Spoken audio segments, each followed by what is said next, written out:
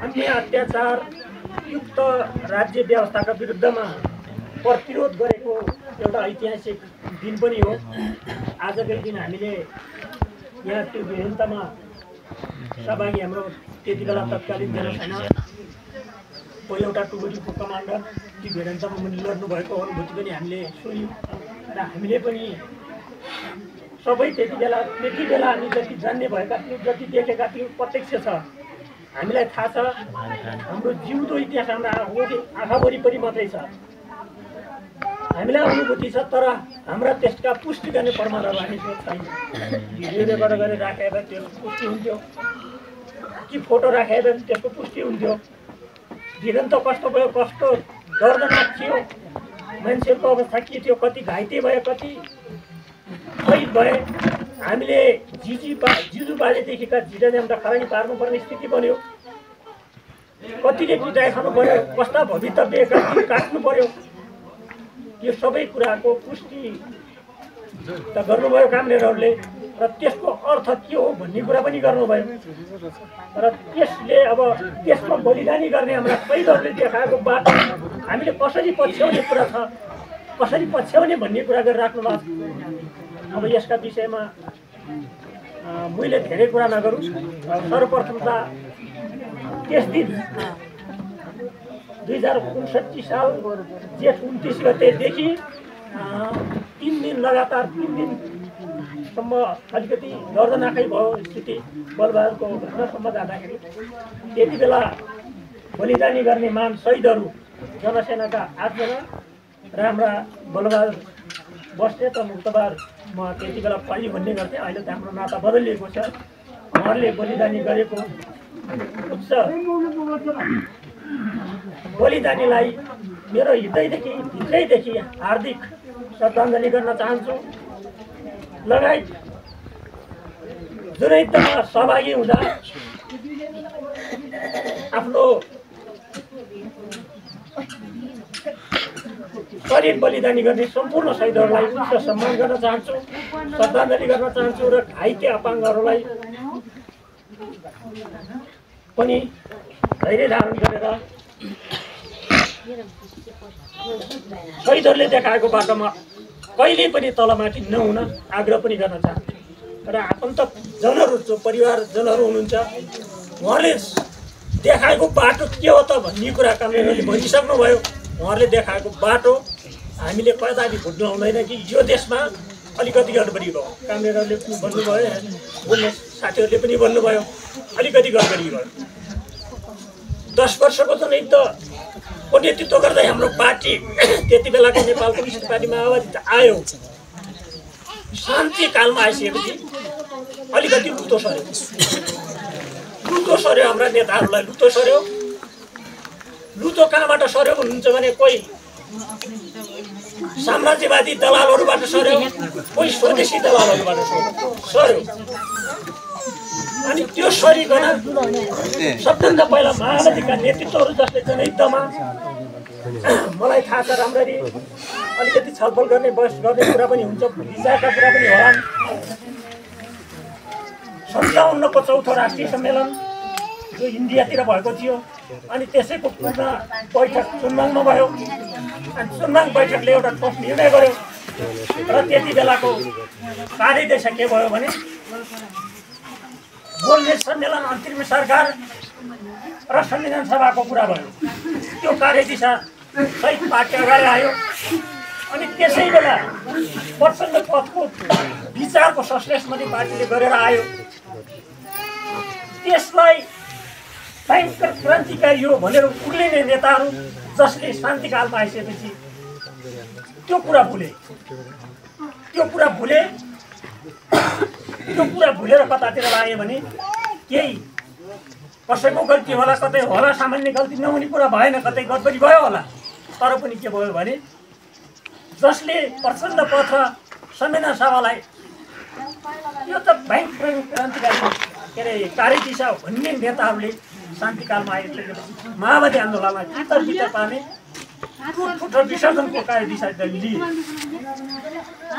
के बुझेन भने मार्क्सवादको द्वन्द्वात्मक भौतिकवाद बुझेन। सामान्य मान्छेलाई थाहा छ त्यो नेतालाई थाहा हुँदैन, नेतालाई थाहा हुन्छ, नहुने कुरा भएन। माओवादी आन्दोलनले के गर्यो भने माओवादी नेताहरूले समय र परिस्थिति बुझ्न सकेनन्। जनयुद्धको नेतृत्व त गरेर आए, जनयुद्धको नेतृत्व गरेर आए, तर गणतन्त्रको नेतृत्व गर्न सकेन। गणतन्त्रले पनि निश्चित समय त लिन्थ्यो होला नि। गणतन्त्र आयो, संविधान बन्यो, थोरै भए पनि पहिलो संविधान सभाबाट संविधान नबने पनि दोस्रो संविधान सभाबाट संविधान बन्यो। संविधानले व्यवस्था गरेको परिकल्पना अनुसार त्यसको नेतृत्व गरेर यसको पनि प्रक्रिया र समय घटाउनु पर्थ्यो। घटाउने मामिलामा माओवादी नेताहरूले माओवादी आन्दोलनलाई तितर पार्ने काम गरे। यो हाम्रो लागि शहीद परिवारको लागि अभिशाप, हामी शहीद परिवारको लागि अभिशाप हो। अनि शहीद परिवारलाई, शहीदहरूलाई पनि विभाजन गरियो, विभाजन गर्ने प्रयास गरियो। तपाईँहरूलाई थाहा छ, जति बेला माओवादीले नेतृत्व गर्छ, सरकारमा जान्छ, त्यति बेला शहीदहरूको नाम अलि अगाडि आउँछ, नत्र आउँदैन। तपाईँहरूलाई थाहा छ नि, राम्ररी हामीलाई थाहा छ। शहीदहरूको नामबाट हामीले रात बुझेका छौँ, 10 लाख रुपियाँ बुझ्यौँ नि, हामी सबैले बुझेका छौँ नि। शहीद परिवारलाई सबैलाई थाहा छ, तर मृतकको नामबाट बुझेका छौँ, शहीदबाट नै। शहीद घोषणा गर्नलाई पनि धेरै ठुलो लडाइँ लड्नु पर्यो, पोषण गर्नु पर्यो। प्रतिक्रियावादीहरू को हुन्छ? जसले शहीदहरूको सपनालाई साकार गर्नको निमित्त, शहीदहरूको सपनालाई विजय शिखरमा पुर्याउने लडाइँ लड्छ। को कुन पार्टीले त्यसको नेतृत्व गरे, त्यो आँखा वरिपरि थाहा छ, हामीलाई सबैलाई थाहा छ। जति बेला प्रचण्डले नेतृत्व गर्नुपर्ने, त्यति बेला मात्रै दुई चिज बुझेका छौँ। शहीद गणबाट बल्ल ठुलो लडाइँबाट शहीद भनेर घोषणा भइसकेपछि मात्र अहिले राष्ट्रिय शहीद भएका छन्, शहीद भइने भएको छ। तर कार्यान्वयन हुँदाखेरि केही न केही गर्दै छ। सरकारबाट भएको छ नि, कमरेडहरूले भनिसक्नुभयो। विशेष गरी माओवादीले सरकारको नेतृत्व गरिसकेपछि जनयुद्धको मूल्य र मान्यतालाई स्थापित गरेर जान सक्नुपर्ने, त्यस्ता गर्नुपर्ने। अनि अर्काले लियो, गडबडी हुने। तपाईँहरूले थाहा पाउनु भएको छ नि, फागुन 1 गतेलाई प्रचण्ड सरकारले के गर्यो, स्थापित गर्नलाई सार्वजनिक विधा दिने कुरा गर्यो। अनि एमाले गयो, त्यसलाई बन्द गर्यो। अनि प्रतिक्रियावादीहरू त त्यसै सर्वलाउँछन् नि, एक गरी त्यसरी आइरहेको छ। त्यसकारण हामी शहीद परिवारहरूलाई ठुलो चुनौती छ। हामी शहीद परिवारहरूलाई ठुलो गणतन्त्र कि राजतन्त्र होइन कि अहिले जो राष्ट्रिय स्तरमा बहस चलिरहेको छ नि, गणतन्त्र कि राजतन्त्र जबरजस्ती ल्याएको छ नि, यस्तो एजेन्डा आएको छ नि, यो होइन नि बहस हुने विषय। यो अहिले हुनुपर्ने विषय के हो भने लोकतन्त्र कि समाजवाद भन्ने हुनुपर्ने नि। हामी त संविधानले व्यवस्था गरेको कुरा त, आन्दोलनले शहीद परिवारले बलिदानी गरेको, जनयुद्धले स्थापित गरेको कुरा त समाजवाद हो नि। अब हामी समाजवादतिर जाने कि लोकतन्त्रमा बसे, यो हो नि त छलफल गर्ने विषय, बहस हुने विषय त यो हो नि त। नेताहरूका बिचमा, पार्टीका बिचमा त भन्ने त एमाले र काङ्ग्रेस लोकतन्त्रलाई संस्थापित गर्नुपर्छ भन्ने कुरा भयो। अलिअलि संविधानले व्यवस्था समाजवादको पनि भयो, कुरा गर्यो। अनि समाजवादतिर जाने मोर्चा बनाउनु पर्ने। लोकतन्त्रैमा बस्ने हो भने लोकतन्त्र जाने मोर्चा बनाउनु पर्ने। अनि राजावादीतिर लाग्नुपर्ने जरुरी त होइन नि। एजेन्डा त त्यता जानुपर्ने हो, राष्ट्रिय एजेन्डा त त्यसरी जानुपर्ने, विचारको एजेन्डा राष्ट्रिय बस्दै त त्यता जानुपर्ने। त्यसकारण सम्पूर्ण शहीद परिवारलाई ठुलो चुनौती भएको कारण पनि थियो। र शहीद परिवार हो भने इतिहास लेख्ने परन्छ भाइ। हामीले हार्यौँ र जनयुद्धले हारे, शहीदहरूले देखाएको बाटोलाई आत्मसात गरेन सकेनौँ भने त्यो सबै माटो हुने। यस्ता कार्यक्रम गर्न पनि पाइँदैनन्, यहीँबाट गिरफ्तारी हुनुपर्छ। अनि हामीले ठाउँ ठाउँमा शालिगहरू बनाउन खोजिरहेका छौँ, पार्कहरू बनाउन लागिरहेका छौँ, तिनी पनि खाने शालिगहरू खोलिन्छ। हामीलाई शहीदहरूलाई हामी शहीद भन्न पाउँदैन। जित्नेको इतिहास रहन्छ, हार्नेको कहिल्यै रहँदैन। मैले भने नि तपाईँहरूलाई, एउटा हामी चाडपर्व मनाइरहेका छौँ। यिनी हार्नेका, यिनी अर्कै कसैले, भगवान्ले अर्काले बनाइदिएका छन्। हामी जस्तै मानव सभ्यताको विकासका क्रममा एउटा इतिहासको नेतृत्व गरेर राज्य सत्ता जसले जित्यो त्यसैको इतिहासलाई हामीले आत्मसात गरिरहेका छौँ। हामीले चाडपर्व मानिरहेका छौँ। इतिहास त्यस्तो कसै कोही दैव भगवान् आकाशबाट धरतीबाट उडेका हुन्। कृष्ण जन्माष्टमी मान्छौँ, तीज मान्छौँ, दसैँ मान्छौँ, दसैँको अर्थ हेर्दै जानुहोस् त, पढ्दै जानुहोस्। बिचमा कसैले बङ्गियाका होला, बायाँ बायाँ तलमाथि गरेका छन्। जित्नेको हुन्छ इतिहास, हार्नेको हुँदैन। त्यसकारण हामीले शहीदहरूलाई स्थापित गर्ने हो। शहीदहरूलाई मानव सभ्यतासम्म स्थापित गरेर लैजाने हो भने शहीदहरूका आफन्तजनहरू, शहीदका परिवारहरूले दायाँ बायाँ गर्ने कुरा हुँदैन, गर्न हुँदैन। शहीदहरूको रगतमा अपमान। ठिक छ, यो देशमा बहुदलीय व्यवस्था आयो। बहुदलका आधारमा हामी कोही तलमाथि, तलबाट पर पार्टी भएका छौँ। पार्टी भएका छौँ भन्नुहोस् न, विचारमा विकेन्द्रित भएका छौँ। विचार त के हुन्थ्यो र स्वार्थमा विकेन्द्रित भएका छौँ। विचारको कुरा गर्दिनँ, विचारकै कुरा गर्ने त माओवादी नेताहरू किन विकेन्द्रित भयो त? विचारका कुरा होइन, स्वार्थका कुरा। यो पार्टीमा लाग्ने, त्यो पार्टीमा लाग्ने, अर्को पार्टीमा लाग्ने, आफ्ना स्वार्थका कुरा हो। साँच्चै यो देशमा क्रान्ति गर्ने भने हामी पछिल्लो वर्गको निमित्त गर्ने कुरा हुन्छ। हामीले भनेको कुरा त्यही हो, गर्ने कुरा पनि त्यही हो। इतिहासमा हेर्दै जानुहोस् त, हाम्रो वर्गले युद्ध हारेको वर्ग हो, यो रैती वर्ग हो। एउटा युगमा दास थियो हाम्रो पुर्खाहरू, अर्को युगमा आएर रैती भयो, तेस्रो युगमा आएर किसान भयो, चौथो युगमा कलियुगमा आएर, कलियुग भयो कल कारखाना पुँजीवादी युग, कलियुगमा आएर अब हाम्रो पुर्खाहरू हामी सबै के हुन्छौँ? मजदुर हुन्छ। अब हामी सबै मजदुर हुन्छौँ। आफ्नो आफ्नो क्षेत्र होला, कोही कृषि मजदुर होला, कोही औद्योगिक मजदुर होला, कोही सरकारी मजदुर होला, कोही केही होला, कोही होला। अब सबै हामी मजदुर हुन्छ। हामीलाई सम्पन्न कहिले हुँदैन। सरकारले मान्छेबाट के दुनियाँभरि कुल्ला होला, सबै सजिलो होला भन्ने हामीलाई लागिरहेको छ। हुँदैन, झन् कठिन हुन्छ। अब झन् कठिन हुन्छ। आम्मा एकातिर हुन्छ, छोराछोरी एकातिर हुन्छ। अब यसरी भेला हुने दिन पनि आउँदैन हामीलाई। यसरी भेला भएर फुर्सद पनि हुँदैन क्या। जति जति पुँजीवादको विकास हुन्छ नि, कलियुग हो यो। कलियुग पनि अब साम्राज्यवादमा विस्तार हुँदैछ। कलियुग साम्राज्यवादमा गयो भने के हुन्छ? संसारको शक्ति सम्पन्न पुँजीपति राष्ट्रले सानो राष्ट्र र गरिबहरूलाई सबलाई मजदुर बनाउँछ। त्यो इतिहासको विकास क्रम हो, यो सभ्यताको, मानव सभ्यताको विकासको क्रम। समय लाग्ला, 1 पिँढी लाग्ला, 2 पिँढी लाग्ला, 3 पिँढी लाग्ला, कस्तो लाग्ला, कतै कहिले भयो। कोही देशमा छिटो हुन्छ, कोही देशमा ढिलो हुन्छ, त्यो त होला। त्यसकारण हाम्रो इतिहास र सभ्यता बिर्सियो भने सबै कुरा बिर्सियो। हामीले आफ्नो 3 पुस्ता बाहेक अरू त्यहाँभन्दा बढी देखेकै छैनौँ, बुझेकै सुन्दिनँ भन्नु न। त्यो लाल पूर्जामा होला 3 पुस्ता दिएको, त्यहाँभन्दा बढ्ता नालीबेली सबै बिर्सिसक्यो। अनि कहाँबाट हाम्रो इतिहास हुन्छ? हामीले कहाँबाट उठ्छौँ? अहिले आयो भने हामी अहिले पनि महसुस गरौँ न।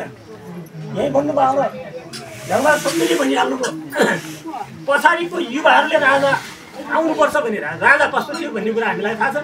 राजा कस्तो थियो भन्ने कुरा हामीले त्यति बेला बुझेका छौँ। राज परिवार सम्झ राजतन्त्र हुँदासम्म कतिवटा थियो? राजकीय पोस्टहरू नेपालमा, कार्यकारी पोस्टहरू 15वटा थिए। 15वटा हुन्थ्यो के। 10औँ स्थानसम्म राज परिवारका सदस्यहरूले राष्ट्रिय बजेटबाट सेवा सुविधा पाउँथे। 10औँ स्थानसम्म। 11औँ स्थानमा प्रधानमन्त्री आउँथ्यो। 12औँमा राष्ट्रिय सभाको अध्यक्ष आउँथ्यो। राष्ट्रिय सभा नै भनिन्थ्यो त्यति बेला होइन। राष्ट्रिय सभाको अध्यक्ष आउँथ्यो। त्यसपछि के गर्थे? 15वटा हुन्थे। जनताबाट चाहिँ 5 जना मात्रै हुन्थे। 10औँ स्थानसम्म राज परिवारका सदस्यहरू, बडा महाराज, बडा महारानी, राजकुमार, अधिराजकुमार, अधिराजकुमारी, राजकुमार, राजकुमारी, त्यस्तै गर्दै अन्तिममा शाहज्यादी भनेर पुछेली के गरेर 10औँ स्थानसम्म राज परिवारका सदस्यहरू। देशको राष्ट्रिय बजेट हुन्छ नि, अब सरकारले आफ्नो घोषणा गर्यो नि, त्यस्तै बजेटबाट तलब खाने सबै राज परिवारका लागि कसैले चलाउन पाउँदैन। त्यहीबाट तलब खान्थे उनीहरू। कति हुन्थ्यो? त्यसको टोटल जोड्दाखेरि 65% देशको राष्ट्रिय आयको 65% दरबारीहरूलाई खान्छ। त्यो त घोषित हो। आज अघोषित कति हुन्थ्यो, कति पत्तै थिएन। अहिले त कमसेकम गणतन्त्र, राजतन्त्र अन्त्य भइसकेपछि यो देशमा कार्यकारी पोस्ट कति छ? 5वटा रहेछ। 5वटा मात्रै छन् के? 1 राष्ट्रपति, 2 उपराष्ट्रपति, 3 प्रधानमन्त्री, 4 सभामुख, 5 न्यायाधीश। यति मात्रै एउटा राजकीय सेवा सुविधा छ। यो पनि के आयो?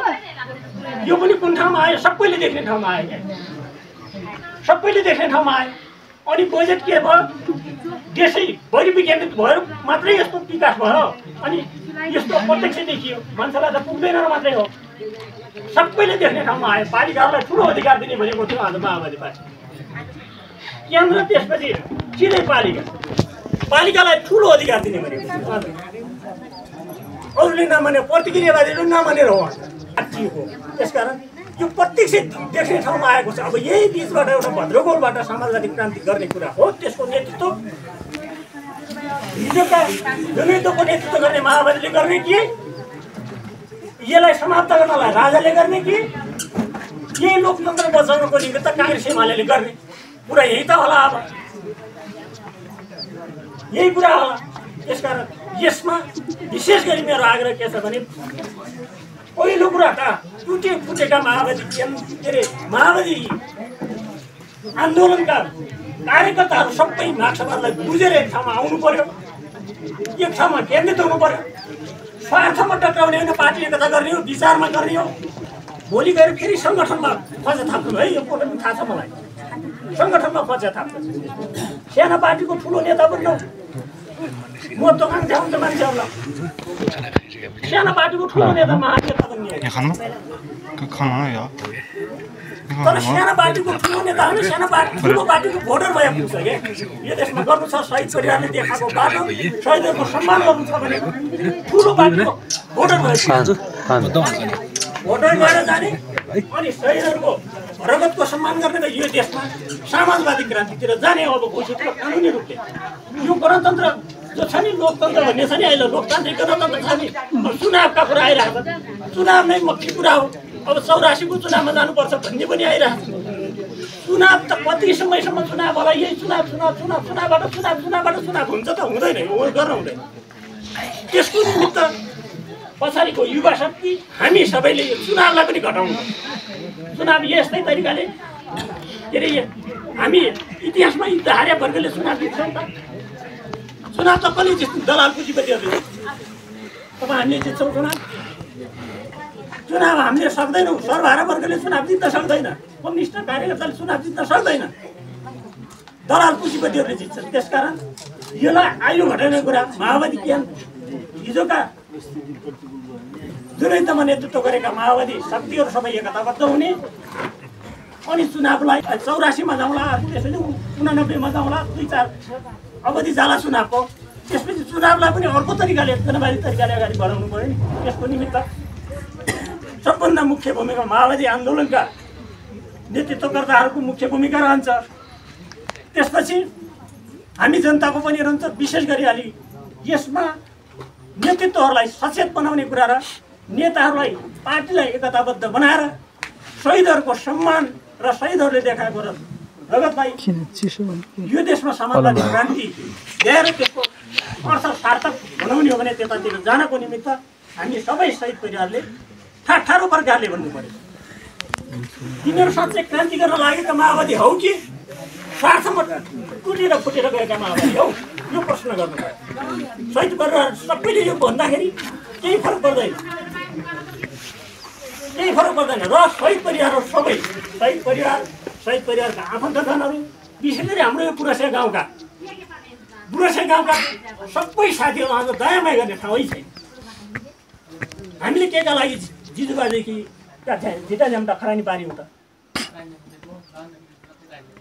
कुनै व्यक्तिगत स्वार्थ त थिएन होला पक्का पनि हामी त यो वा त्यो रूपमा त पार्यौँ तर हामीलाई फुटाइएको छ यही भरममा छौँ यो भरममा नपरि हामी सबै एकताबद्ध र एक ढिक्का हौँ र यहाँ अलिकति थोरै एउटा स्मारक बनाउन खोजिएको छ भन्नुहोस् न अलिकति युद्ध पर्यटक क्षेत्रको रूपमा विकास गर्न त खोजिएको छ एकैपटक यसको 5-7 करोडको प्रस्ताव छ बजेटमा 10 लाख 15 लाख 20 लाख मात्रै आउने गर्छ यिनी प्रतिक्रियावादीका पछि लागेर हाम्रो गाउँ हाम्रो ठाउँ यत्रो ऐतिहासिक भूमिका खेलेको जनयुद्धमा ऐतिहासिक भूमिका खेलेको गाउँ अनि तिनीहरूको पछि लागेर यो साँच्चै युद्ध पर्यटक क्षेत्र बोल्न त कुनै हालतमा बन्दैन हामीले यहाँ यो 2 नम्बर वडा घुमाउनु पर्ने स्थिति बन्यो भने झन् के हुने हो भन्नै सकिँदैन पुरै सत्ता सबैले बिर्सिहाल्छ अनि सबभन्दा पहिलो कुरो त शहीद परिवार अनि माओवादी आन्दोलनका नेतृत्वहरू सब एकता हुने बाहेक अर्को विकल्प छैन र अलिकति वैचारिक बहस छलफल आदि इत्यादि गर्ने कुरा पनि आफ्नो ठाउँमा छ गर्नुपर्छ र हामी सहित परिवारहरू पनि लाग्नुपर्छ। अहिले भन्नुहोस् न अहिलेको आन्दोलन केन्द्रमा पनि माओवादी प्रतिपक्षमा छ। अहिले माओवादी पार्टी प्रतिपक्षमा छ। माओवादी पार्टीको पनि मुख्य अग्र मोर्चाको लडाइँको मोर्चामा प्रचण्ड बाहेक केही नेताहरू त छन्, सबै नेताहरू छैन। अब अलिकति हिजोका टुक्रिएका माओवादीहरू एकता हुनुपर्छ भन्ने मस्त भएको जस्तो हामीलाई लागिरहेको छ र इतिहासमा त्यस्ता नेतृत्वहरू जस्ता यहाँ आउनु भएको छ। हाम्रो के अरे नेकपाको जिम्मेवार कमरेड पनि आउनु भएको छ, अस्ति पनि मैले भने अनिलसँग, अनि एमालेका कमरेडहरू पनि हुनुहुन्छ। अनि यहाँहरूले पनि भन्नुभयो यदि साँच्चै कम्युनिस्ट हौ भने यो देशमा पछिल्लो वर्गको प्रजातन्त्रको निमित्त लड्नुहोस्। पछिल्लो वर्गको प्रजातन्त्र भनेको हामीको प्रजातन्त्र हो, त्यो प्रजातन्त्रको निमित्त लाग्नु पर्यो, यतातिर लिनु पर्यो। यो भएन। हाम्रा सबैले यो आत्योमा के अरे रगत बलिदानी गरेकै छौँ। रगत र पसिनाको अर्थ बुझिदिनु पर्यो र देशलाई अलिकति सामाजिक क्रान्तितिर अगाडि लैजानु पर्यो भन्नु पर्यो। र माओवादीबाट फुटेका घटक त सबै एकताबद्ध हुने बाहेकहरूको विकल्प छैन। अब भोलि प्राविधिक यो पार्टी एकता हुने आदि इत्यादि अब सबै हुने स्थितिमा पनि अब त्यही हो। प्राविधिक कुराहरू म निशर्त प्रकारले भाँजो नअल्झै नपारिकन अगाडि बढ्नुपर्छ। त्योभन्दा अर्को विकल्प छैन। छोडौँ न, ठुलो पार्टीको सानो नेता भएर बसौँला, भोटर भएर बसौँला, त्यसैमा हाम्रो हित होला, नत्र हुँदैन। त्यस कारण नगरी खाने किन? नगरी खाने पार्टी, त्यो हेर्ने पार्टी क्या चाहियो? त्यो ठुलो नेता भएन के काम भयो र के भएन? संसारमा जति पनि राज्य क्रान्तिहरू भएका छन्, इतिहासहरू छन्, जुटेरै भएका छन्, टुटेर फुटेर त कहिल्यै भएका छैन। त्यो इतिहास पनि बिर्सिनु पर्ने। नेताहरूलाई यो कुरा गर्नु पर्यो, हामीले पनि यो कुरा पुग्नु भएन भन्ने कुराहरू अब कमरेडहरूले पनि गर्नु पर्यो, हामी पनि गरौँ र हामी सबै लागौँ। र अब अहिले नेपाल कम्युनिस्ट पार्टी माओवादी केन्द्रको अध्यक्षले जे पहल गरिराख्नु भएको छ, जो अग्र मोर्चामा लडिराख्नु भएको छ, त्यो बाहेक हामीले विकल्प देखिरहेका छैनौँ। त्यो विकल्प त्योभन्दा अर्को हुन पनि सक्दैन। र अब यो लोकतान्त्रिक गणतन्त्रको आयु छुट्याउने कुरामा सबभन्दा पहिला माओवादीहरू भन्दै म अब यो 23औं स्मृति सभा कार्यक्रममा हामी यो मुक्तबहादुर बलबहादुरको स्मृति गऱ्यौँ, स्मृति कार्यक्रम गऱ्यौँ। हामीले यहाँ लागिरहेका छौँ, हामीले पनि गरिरहेका छौँ। यो वडामा हामीले सरकार बनाएदेखि फागुन 1 गते सबै शहीदहरूलाई सम्मान पनि गर्छौँ, अभिनन्दन पनि गर्छौँ। हामीले फेरि एउटा अक्षय कोष राखेका छौँ स्कुलमा। त्यो अक्षय कोषबाट पनि हामीले थोरै फागुन 1 गते, अहिले हामीले फागुन 14 गते गरेका छौँ। अब वडाले एउटा कार्यक्रम राख्छ, वडा कप भनेर, त्यो वडा कप राखेको बेला हामी साथै गरिरहेका छौँ। यदि त्यो वडा कप राखेन भने हामीले 14 गते, फागुन 14 गते नै स्कुलमा त्यो कार्यक्रम गर्ने गरेका छौँ। र त्यहाँ अहिले हामीले 5 जना शहीदहरूको एउटा अक्षय कोष राखेका छौँ। त्यो अक्षय कोषका अब केही साथीहरूलाई स्पष्ट पनि भएको छैन पनि हामीले विशेष अवसरमा त्यो गरिरहेका छौँ। अहिले जे हाम्रो पार्टीले छत्तीसगढी गाउँ समितिले जो आधिकारिक रूपले अलिकति यो अब जो हाम्रो क्यालेन्डरमा भन्नुहोस् न शहीद घोषणा गरेको क्यालेन्डरमा तिथि तलमाथि छ। जस्तो मुक्तबहादुरको विषयमा 30 गते मारेको, 30 गते बिहान मारे, दिउँसो कति बेला मारे, अनि बलबहादुरलाई 31 गते मारे हो, 31 गते मारे हो। तर टोटल आधिकारिक अब क्यालेन्डरमा के भयो भने 29 गते भन्ने भयो। यो 29 गते भन्ने भइसकेपछि अब त्यो आधिकारिकमा माओवादीले घोषणा गरेको 29 गते हो। अनि त्यही समयमा हामीले अब सबै शहीदहरूलाई, सबै यो पालिकाभित्र अब 24 जना हुनुहुन्छ।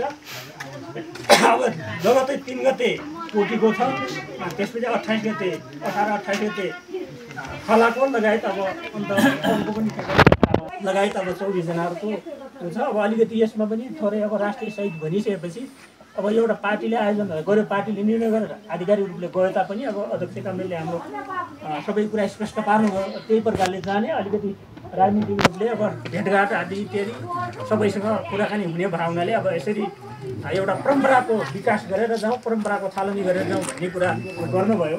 यसमा उहाँहरूलाई धन्यवाद दिँदै अन्ततः फेरि उच्च सम्मान, शहीदहरूलाई उच्च सम्मान गर्दै मेरा अपनाहरू यहीँ विषय हस्त धन्यवाद लाग्छ।